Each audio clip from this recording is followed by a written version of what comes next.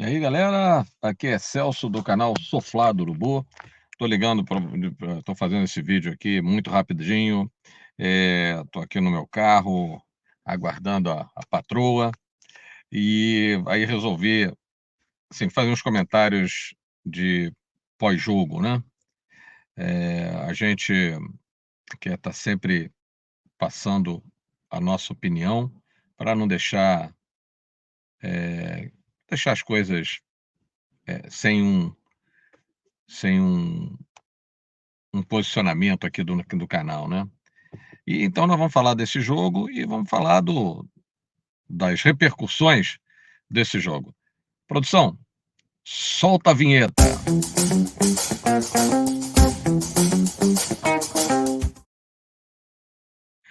Então, produção, aqui fui eu mesmo, né?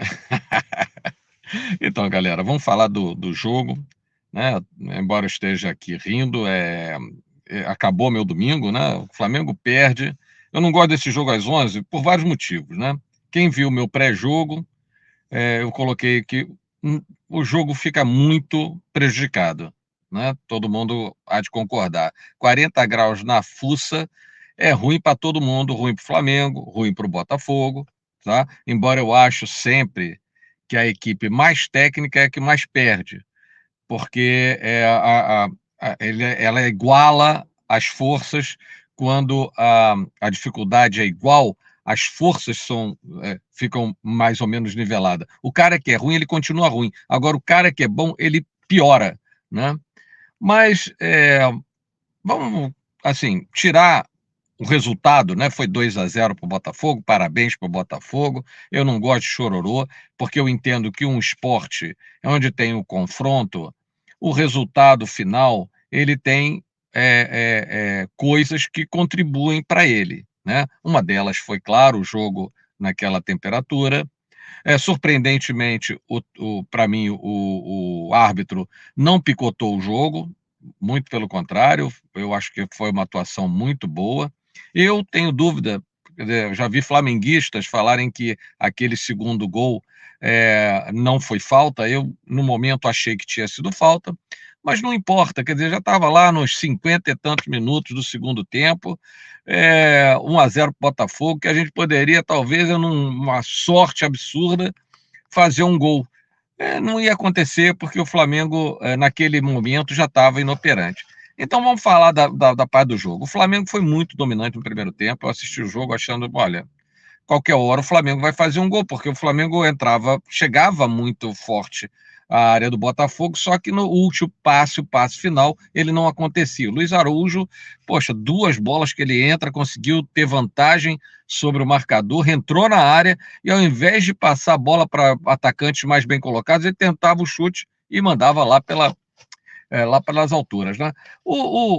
Esse menino, o Luiz Araújo, ele não é um mau jogador, né? E eu acho que ele cumpre lá o papel dele. Ele tem um problema muito sério de tomada de decisão. Isso ele tem. Tá certo? Tá meio torto esse meu boné aqui. Tá. Então, ele tem um sério problema de tomada de decisão e ele erra bastante nesse passo final. Mas teve erros de todo mundo, né? O próprio Arrascaeta estava sentindo demais o jogo, ele foi inoperante, né? O Pulgar voltou bem, infelizmente teve aquela pancada no tornozelo e acho que vai desfalcar a gente por um determinado tempo, né? O De La Cruz jogou uma enormidade. Esse cara realmente é o que o Castanha fala, né? Foi barato, né? Bom, então, e agora? O resto. O pessoal da defesa eu acho que jogou direito, o Varela foi muito bem, né? Novamente. Os dois zagueiros, no primeiro tempo, nenhum tipo de comprometimento. No segundo tempo, sim, se não foi falta, o Fabrício Bruno deu uma pipocada ali, podia ter se livrado da bola. Ele foi tentar fazer a barreira do corpo. Eu achei que foi falta, mas o juiz não achou, gol dos caras. Mas ali já estava para lá de Marrakech o negócio, né? O Vina entrou muito bem, né? O Vina entrou muito bem. Então, na verdade, eu acho que o jogo foi muito pautado por aquele gol no início do segundo tempo. Bom, ok, é um gol de, assim, de jogada ensaiada, os próprios jogadores disseram que no treino não deu nunca certo, e no jogo deu certo. É aquelas coisas, cara, futebol, sempre que eu falo, enquanto for jogado com o pé e com a bola sendo redonda, ele é totalmente imprevisível. O cara chutou, não foi um chute forte, ele entrou colocado bem no contrapé do Rossi e lá no cantinho, no meio de um monte de jogador. Sabe quando o Botafogo fazer um gol assim outra vez? Porra, talvez daqui a 2 anos, entendeu? Então, e esse gol determinou o resto do jogo. Por quê? O Tite falou do aspecto psicológico, tem um aspecto psicológico, mas é diferente. A 40 graus de temperatura na cabeça, você tentar uma virada, fica mais difícil. Se fosse lá pelas 8 horas da noite esse jogo, fosse de noite, mesmo com o calor, mas sem o sol em cima da cuca, o Flamengo talvez tivesse até mais oportunidade de empatar o jogo. Acho que chegaria com maior qualidade. Mas sendo esse jogo, no horário que foi, os jogadores não estão acostumados, nenhum jogador gosta de jogar nesse horário. O Zinho fez até um depoimento lá na ESPN falando disso, que na época que ele jogava, jogar nesse horário era horrível, ele não gostava, prejudicava o jogo. E é o que eu falei, antes do jogo eu falei que isso não como uma desculpa, mas que era um fato, né? Então, esse gol, ele condicionou o resto do jogo. Quem disser que é diferente, pô, não pode. O Flamengo até esse gol, o Flamengo dominava não sei quantos escanteios, vários chutes. Ah, não foi na direção do gol, no gol mesmo, no retângulo lá, não foi, tá certo? Mas o time estava. O primeiro escanteio do Botafogo, eles fizeram o gol. Não foi o primeiro, teve no final do primeiro tempo, teve um escanteiozinho ali, mas muito mal cobrado. Mas no primeiro escanteio do segundo tempo, os caras vão e fazem um gol, tá certo? Então, vai muito da aleatoriedade do jogo, né? O Botafogo nunca se impôs ao Flamengo até o gol. Quando entra o gol, o que acontece? O Botafogo se fecha para sair no contra-ataque, mas chamou demais o Flamengo. E o Flamengo pressionou bastante o Botafogo, só que sem efetividade. O passe final não aconteceu. Aí já o Arrascaeta estava quebrado. No segundo tempo, já o Eric Pulgar, que estava jogando muito bem, já não voltou, tá certo? Entrou o Gerson, que ainda não está num ritmo adequado, tá certo? O Bruno Henrique ficou preso na marcação e o Pedro nem viu a bola. Quer dizer, mas o jogo ficou nessa condição de tentar virar com 40 graus na cabeça num jogo muito difícil com exigência física muito grande. Muita gente fala que é vergonha, né? Eu não acho que seja uma vergonha. O pessoal está perdendo o centro das coisas, gente. Ser derrotado não é vergonha, tá certo?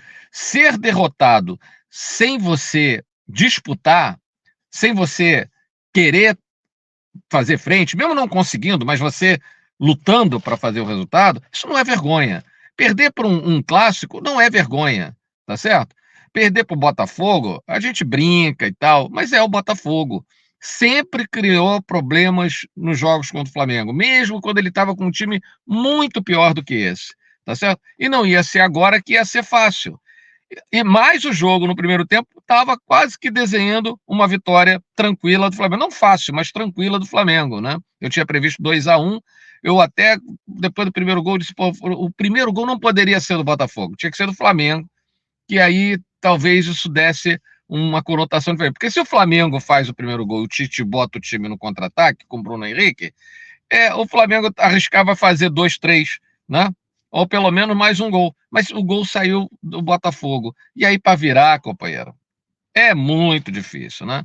Então, eu não concordo com esse pessoal que fala que foi vergonha, tá? Vergonha não é isso, não. Vergonha, como eu falo, foi aquele Fla-Flu lá do Campeonato Carioca, que o Flamengo tinha colocado 2-0 no primeiro jogo, e no segundo jogo, os caras entregaram o jogo para o Fluminense ganhou de 4-0. Ali foi vergonha.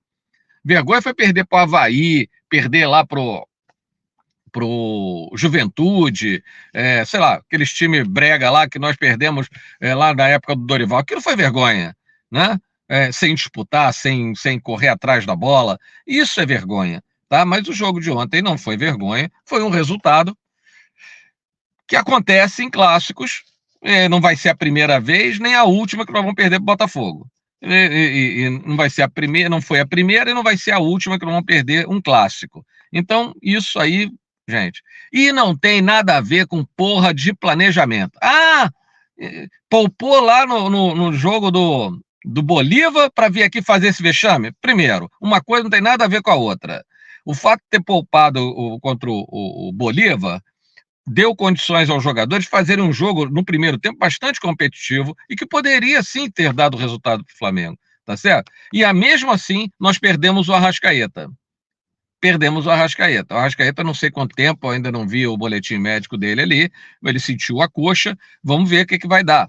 Se ele tiver uma lesão, vai ficar no mínimo 2 semanas a gente sem o Arrascaeta para fazer a decisão da nossa posição na Libertadores, o que é extremamente preocupante. Entendeu? Então, essa história de que, não poupou, para com esse papo. E aí nós vamos para o jogo que vem. Tá certo? No jogo que vem é contra o Amazonas. Tá ok? Então, qual é o calendário do Flamengo? Joga quarta-feira contra o Amazonas à noite. Na quinta-feira, o time folga. Na sexta-feira, o time treina e viaja. E no sábado, joga contra o Bragantino lá, que é osso. Sempre foi osso do Flamengo.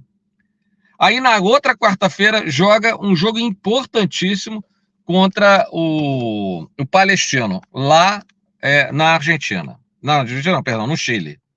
Então, vamos lá, gente. Vamos pensar. Tem o jogo do Amazonas, tem o jogo com o Bragantino e tem o jogo contra a equipe do Palestino. Muita gente está dizendo que o Flamengo tem que botar o time titular contra o time do Amazonas. Não acho isso. Eu acho que contra o time do Amazonas, ele tem que botar o Davi Luiz, tá certo? Dá um descanso a Léo Pereira, tem que botar o Ortiz. É ruim? Não é. Na lateral direita, vai ter que descansar o Varela. Não dá, tem que descansar o Varela. Bota o menino. Mas é ruim. Não, ele. Então, bota ele. Não vale a pena arriscar o Varela. Os que vem. Não vale a pena. Lá na esquerda, bota o Vinha. Descansa o Ayrton. Tá ruim essa zaga, gente? Não tá não, né? Então tá bom. Meio campo. Bota o Igor Jesus com o Alan. E o Dela Cruz fazendo a do Arrascaeta. Não tá ruim, né? Na ponta direita, ele pode botar o Lohan. De centroavante tem que ser o Pedro. Não adianta. Eu tiraria o Pedro e colocaria o Bruno Henrique, porque o Carlinhos não pode, porque é Copa do Brasil. Eu botaria o Bruno Henrique, faria uma dupla. Talvez eu fosse até com 4 jogadores de meio campo. Eu botaria oh, meu Deus. O nosso camisa 8, agora esqueci. O Gerson. Então, eu colocaria Gerson, Igor Jesus, Alan e Dela Cruz, a meiuca. Na frente, botaria 2 atacantes, o Lohan com o Bruno Henrique. E tirava o Pedro. Porque nós precisamos do Pedro inteiro. Tá certo? Nós precisamos do Pedro inteiro para o próximo jogo. Eu iria com esse time. Mas está poupando todo mundo. Gente, é contra o Amazonas. É a nossa única chance de segurar os melhores jogadores. Porque o próximo jogo é contra o Bragantino. O jogo contra o Bragantino é duro pra caramba lá em Bragança Paulista. É pelo Campeonato Brasileiro. E nós temos que pontuar para não nos afastarmos do grupo. O Flamengo está em 8º colocado. Não, o Flamengo está a 2 pontos do líder.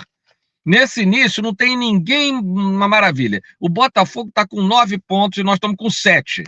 Então nós estamos a 2 pontos. O Botafogo perde e ninguém vai empatar. Teve empate aí, o Inter empatou, um monte de gente aí saiu empatando e perdendo jogos inesperados. Esses times estão, nós podemos, na semana que vem, ganhando o Bragantino, ser líder, isolada, ou co-líder, tá certo? Então, contra o Bragantino, um time um pouco mais forte. Tá certo? Mas ainda assim, eu não iria eu ia avaliar que jogadores eu ia colocar ali. Ali contra o Bragantino também, tá certo? Mas iria com uma equipe mais forte. E aí sim, o Palestino, a tropa toda. tá? Se o Arrascaeta estiver bem, estiver recuperado, Arrascaeta, De La Cruz, vai lá com o Luiz Araújo, Pedro e o Cebolinha, que já deve estar voltando, entendeu? E a nossa zaga, a nossa linha de zaga titular com Varela, Léo Pereira, Bruno, Fabrício Bruno e o Ayrton Lucas. Isso, para estar lá com o Palestino, tem que ser essa tropa. É esse pessoal que tem que estar lá. Se o Arrascaeta não estiver bem, tira-se o Arrascaeta, coloca o De La Cruz na posição do Arrascaeta e traz o Igor Jesus ou o Alan ali para fazer aquela coisa. Eu não sei se a torção do Eric vai estar resolvida nessas 3 partidas que aí estão, mas terá que ser feito dessa maneira. Então essa história de não pode, tem que poupar contra o Amazonas, é o único jogo que dá para segurar a tropa para poder eles entrarem descansados nos 2 jogos que são muito importantes. Então, galera, esse é o meu recado. Eu gostaria de contar com vocês com um like ou dislike se você não gostou, mas ao invés de dar dislike, dá o like, mas faz o comentário.